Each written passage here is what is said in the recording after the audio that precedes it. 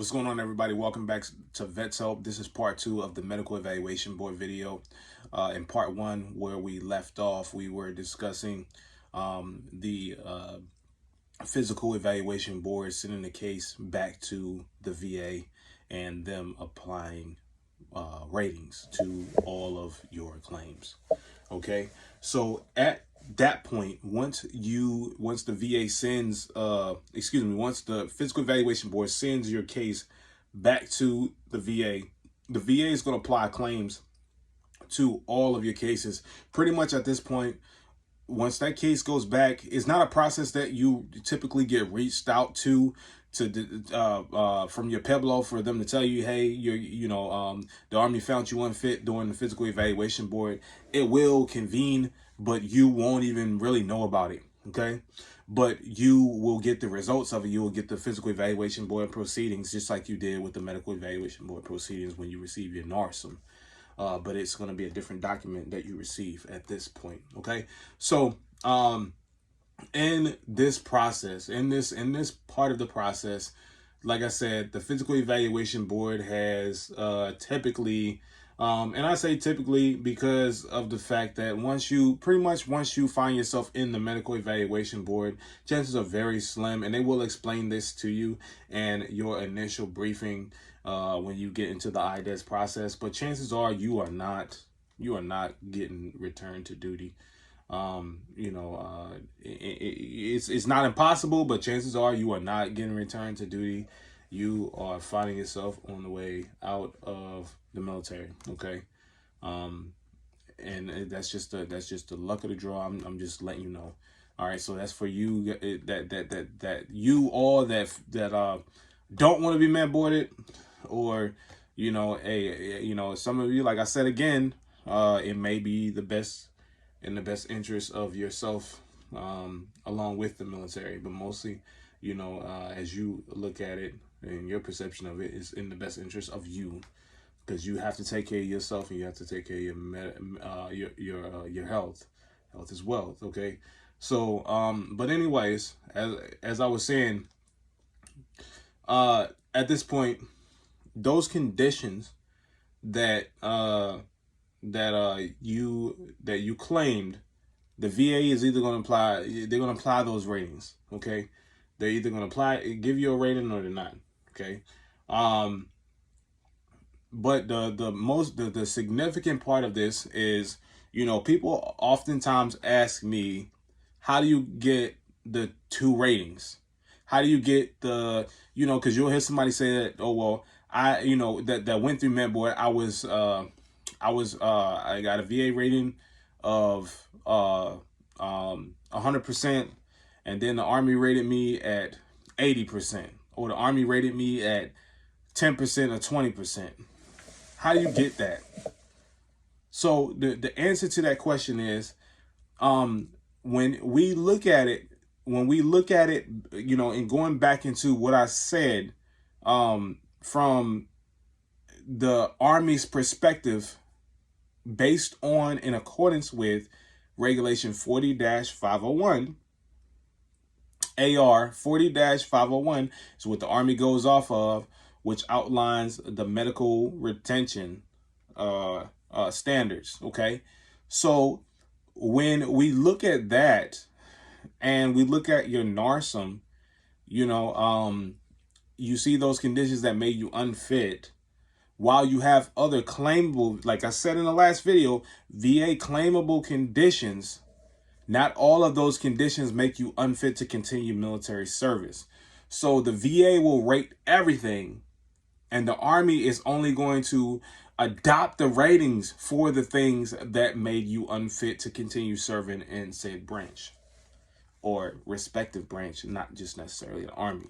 Okay, so I hope that makes sense. If it don't make sense and you have more questions, leave a comment in the box and I'll make sure that I answer your question, or reach out to me and we'll give you more clarification. Okay, but this is the next point right here, where you decide whether or not you're going to appeal, or you're going to Charlie Mike with what the process is and what's going on. So now, next, after that board convenes and the VA determines what they're going to do, they'll then send your case back to the PEB. Your case, and I pretty much discussed this. The Army, the Physical Evaluation Board is then going to adopt those ratings for the conditions based on, okay, so say for instance, you got med boarded for your back, okay, or you got med boarded for mental health, PTSD, whatever. Say for instance you got med boarded for either one of those things, okay. The rating that the VA applied to that claim, the Army is going to, or your respective branch is going to adopt that rating for that particular claim, because that's the condition that makes you unfit to continue service. So they're going to adopt that. Okay. Now, when they adopt that, that right there is going to determine whether you're going to be medically retired or medically separated. We're going to dive more into that video. In my next video, we're going to dive more into that process, okay? Because I really want you all to really understand that, okay? That part of the process, okay? Because it's very important to understand the difference between a medical separation and a medical retirement, okay?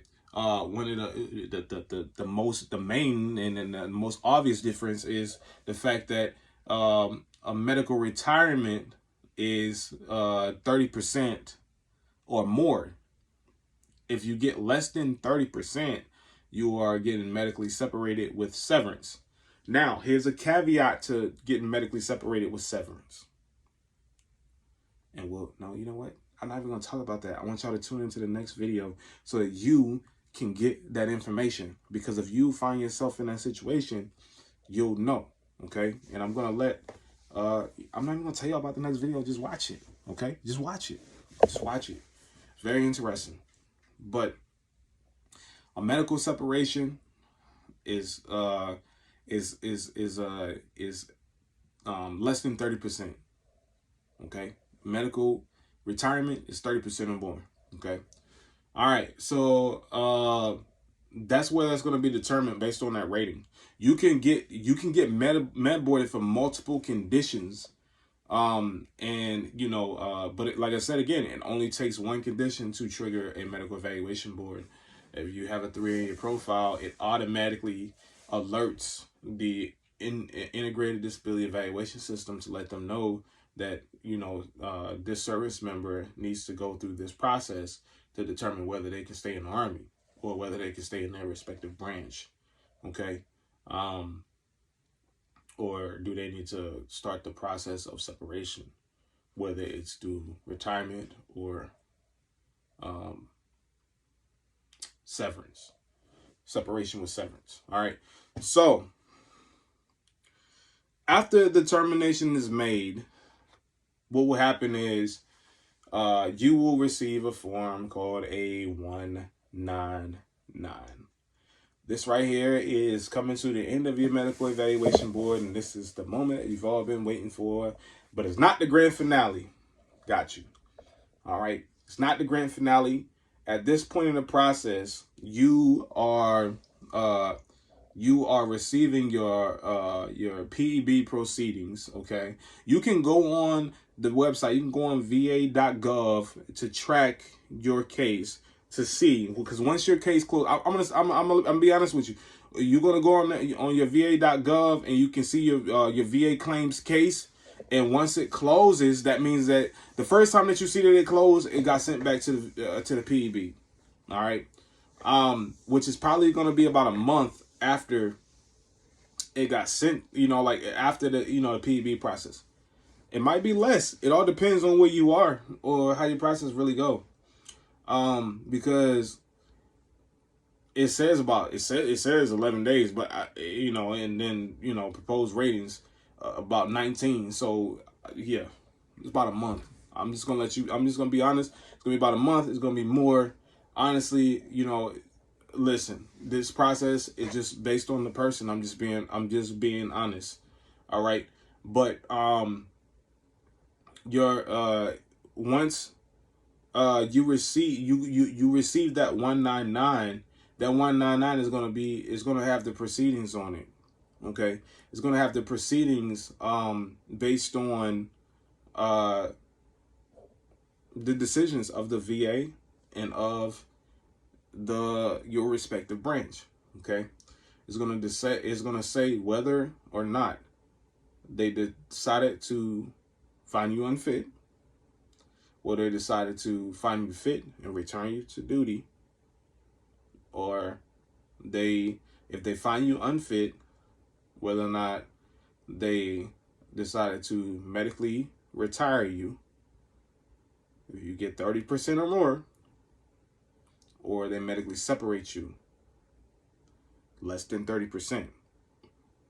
Even if you get medically retired, depending on the type of condition, I will let you know that for the most part, when it comes to mental health conditions that you're being med boarded for, you will go on the temporary disability retirement list. Okay, so temporary retirement disability list, or temporary disability retirement list, it's TDRL. Temporary disability retirement list is what you're gonna go on. If that is the condition that you are being med boarded for, in the the most significant and only condition, you will end up going on that list. Because, and you wonder why, TDRL is one of those is not TDRL, but PTSD is one of those conditions that they deem as unstable and can get better. It's a lot of conditions that fall under that. Excuse me, guys. I need some water, actually. But it's one of those conditions that fall under that. Okay, that TDRL, because it's, those unstable conditions, they feel that they could either get better or they can worsen. Okay, so you with that TDRL, you'll have to be reevaluated within 3 to 5 years for them to apply a permanent decision. Okay, so they can decide at that point that they're going to return you to duty, or they're going to permanently retire you, which most times they end up permanently retiring you. But in rare situations, in this right here, I don't want to discourage you, but I want to let you know the truth of the odds. Okay. But this is also right here, this portion right here, is why I say that, I recommend that you talk to your legal counsel as much as you can within your process. At every point that you get, that you need to talk to your legal counsel, because this right here, when you get that 199, is another point we need to talk to your legal counsel. Okay. And I'm just going to be honest, y'all need to talk to your legal. Talk to your legal. Talk to your legal. Talk to your legal private. Talk to your legal sergeant major. I'm serious. But anyways, look. So after you get your 199 and you agree with everything, you sign it, send it back. Okay. You're sending it back to the physical evaluation board. They're going to make the determination, like I said, medically retire you or medically separate you. Once they make that decision and you send it back, you probably will receive your orders within about 10 days. 10 days, typically. Okay, maybe before, or maybe even further down the road. So once excuse me, I'm sorry, guys. you will at least receive your final your retirement date or your date of separation, your new date of separation, okay, within that time frame, okay. And then you'll have to work through the process of getting your orders, okay, whether they're retirement orders or just not even, I'm not gonna say just, but whether they're retirement orders or separation orders, okay. And I'm looking in this direction because I have my screen up over here, and I'm reading off, as you know, so that I can make sure that I stay on track of what I'm telling you all as I go through this process. Okay, so once you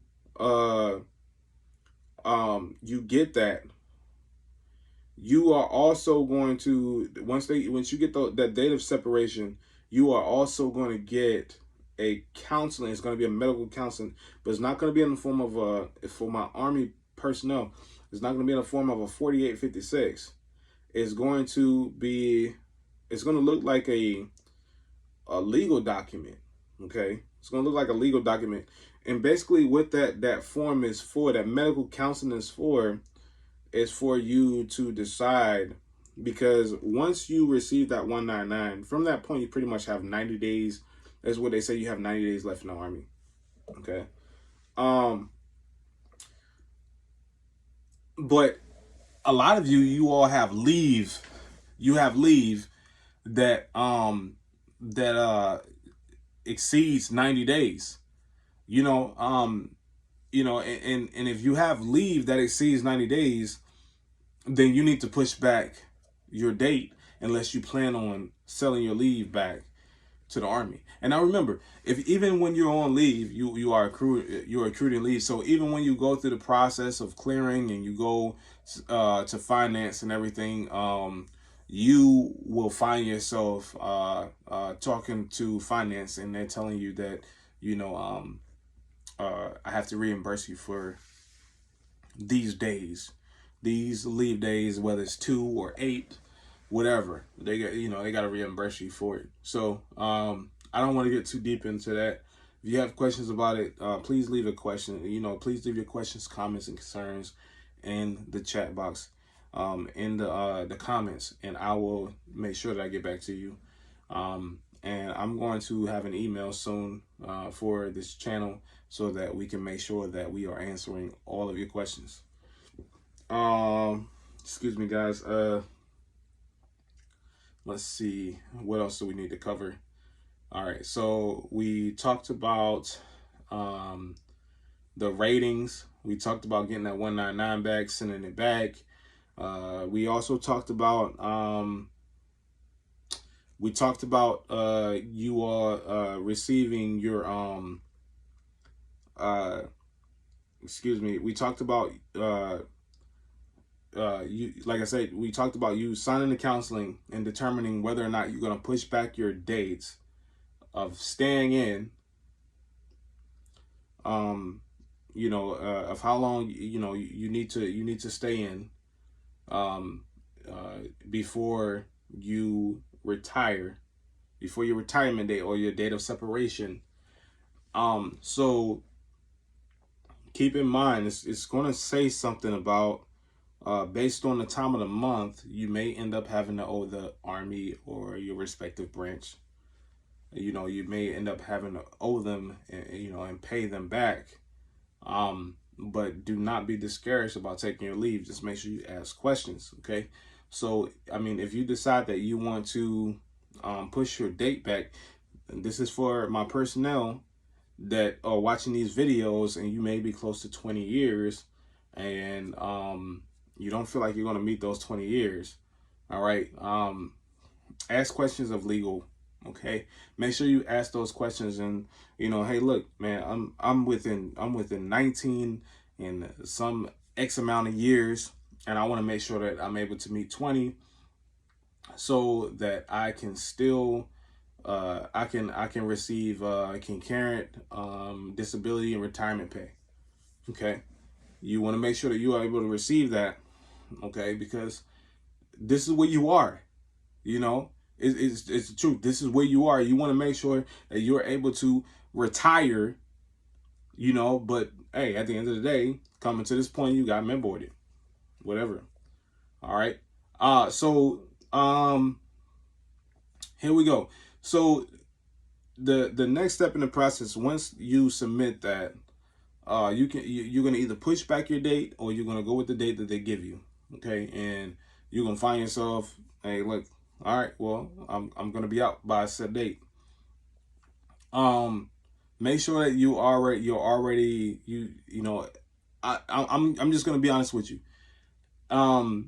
You should have started going through the going through SFL TAP. If you were Army, well, no, Soldier for Life.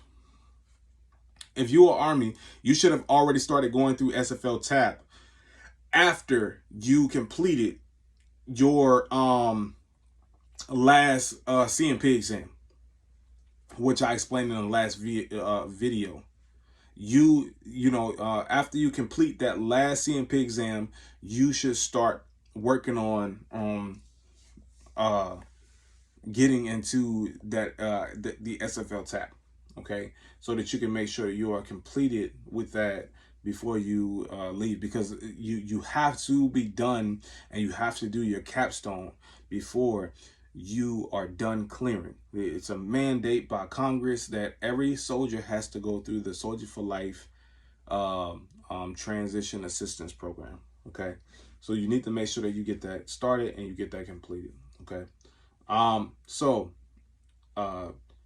after you send it back and you know you understand what your outlet is going to be, you should be waiting on your orders. At that point, you just waiting on your orders. You know, you're cruising. You're just waiting on your orders. Once you get your orders, then you can start clearing, and you go through the transproc, which is a transition process, and you are clearing installation, and you should be submitting your leave prior to receiving your orders. You should be submitting your leave. And I want to let you know that at this point, with permissive TDY, 20 days. Okay, 20 days. All right, permissive TDY, 20 days.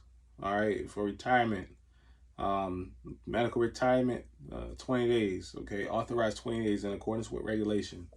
Okay, so you're going to be doing everything you need to do up until your last day, and you cannot get your DD-214 until your last day before you start terminal leave. Okay, it is illegal to receive it any sooner. All right, so you'll receive that DD-214. If you're retiring, you're going to get one of these, you know, and if you have a spouse, you know, they're going to receive something too.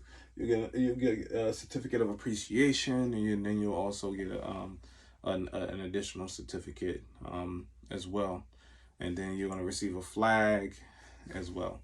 All right. So, but yeah, that's a pretty much, that's the breakdown of it. And I did want to say, you know, this process, all right, it can be stressful. It can be a stressful process. It can be one that is just a lot of uncertainty that takes place. But I really hope that these videos that I make really they're beneficial to you all. You know, regardless of rank, regardless of age, it doesn't matter. I hope that I am serving my fellow service members.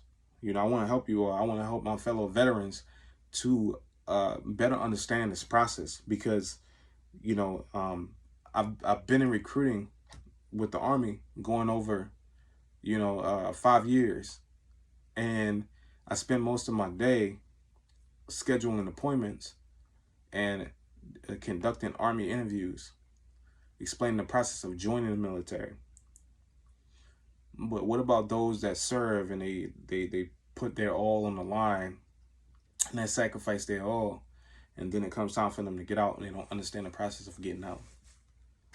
it's a lot that you know, that even within this process, even though I feel like that I'm trying to answer all of your questions through me giving this briefing, it's a lot of questions that still left unanswered for you, personal. But I'm here to assist every veteran. That's why I named this channel Vets Help, and I hope that I am able to accomplish that mission. I know that everybody that watch my videos, they're not gonna like me, and you know, it's gonna be some nasty comments. There's gonna be some positive comments. It's gonna be some, you know, some inspiring comments. You know, and some people, they're just gonna click off of it and they're gonna continue about their day. I know that, and that's completely fine.